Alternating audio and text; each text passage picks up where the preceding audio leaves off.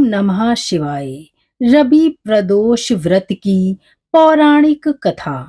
रविवार के दिन यह व्रत आने के कारण इसे रवि प्रदोष व्रत कहा जाता है।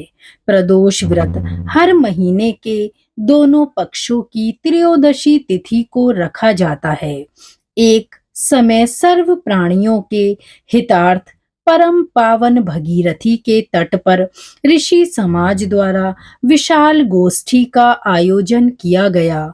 इस सभा में व्यास जी के परम शिष्य पुराण वेत्ता सूत जी महाराज हरि कीर्तन करते हुए पधारे। सूत जी को आते हुए देखकर शौनकादि 88,000 ऋषि मुनियों ने खड़े होकर दंडवत प्रणाम किया। महाज्ञानी सूत जी ने भक्ति भाव से ऋषियों को हृदय से लगाया तथा आशीर्वाद दिया। विद्वान ऋषिगण और सब शिष्य आसनों पर विराजमान हो गए। शौनकादि ऋषि ने पूछा, हे पूज्यवर महामते, कृपया यह बताने का कष्ट करें कि मंगलप्रद कष्ट निवारक यह व्रत सबसे पहले किसने किया और उसे क्या फल प्राप्त हुआ। श्री सूत जी बोले, आप सभी शिव के परम भक्त हैं। आपकी भक्ति को देखकर मैं व्रती मनुष्यों की कथा कहता हूँ, ध्यान से सुनो। एक गांव में अति दीन ब्राह्मण निवास करता था। उसकी साध्वी स्त्री प्रदोष व्रत किया करती थी। उसे एक ही पुत्र रत्न था। एक समय की बात है, वह पुत्र गंगा स्नान करने के लिए गया। दुर्भाग्यवश मार्ग में चोरों ने उसे घेर लिया और वे कहने लगे कि हम तुम्हें मारेंगे नहीं, तुम अपने पिता के गुप्त धन के बारे में हमें बतला दो। बालक दीन भाव से कहने लगा कि बंधु, हम अत्यंत दुखी दीन हैं, हमारे पास धन कहाँ है। तब चोरों ने कहा कि तेरी इस पोटली में क्या बंधा है। बालक ने निसंकोच कहा कि मेरी माँ ने मेरे लिए रोटियां दी हैं। यह सुनकर चोरों ने अपने साथियों से कहा कि साथियों, यह बहुत ही दीन दुखी मनुष्य है, अतः हम किसी और को लूटेंगे। इतना कहकर चोरों ने उस बालक को जाने दिया। बालक वहां से चलते हुए एक नगर में पहुंचा। नगर के पास एक बरगद का पेड़ था। वह बालक उसी बरगद के वृक्ष की छाया में सो गया।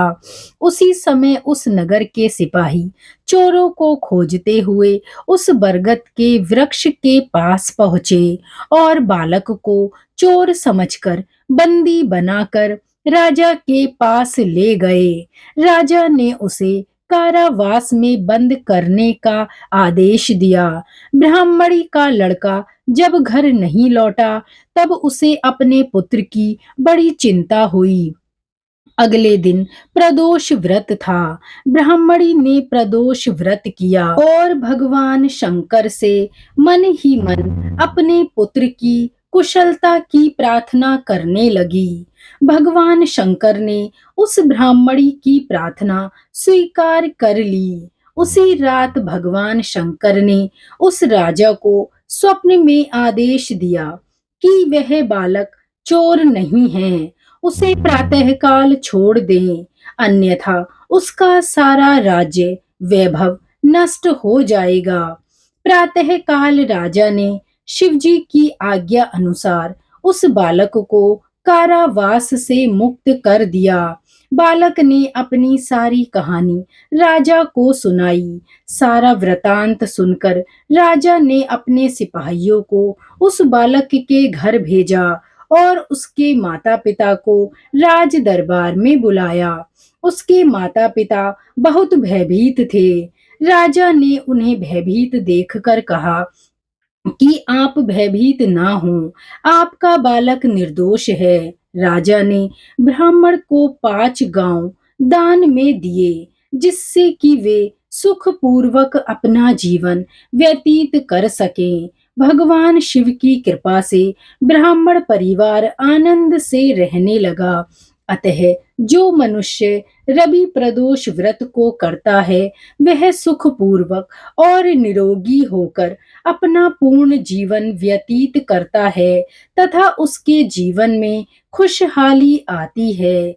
बोलिए रवि प्रदोष व्रत की जय, शिव शक्ति की जय। सभी व्रत की कथा कहानियों के लिए जुड़े रहें हमारे साथ। धन्यवाद।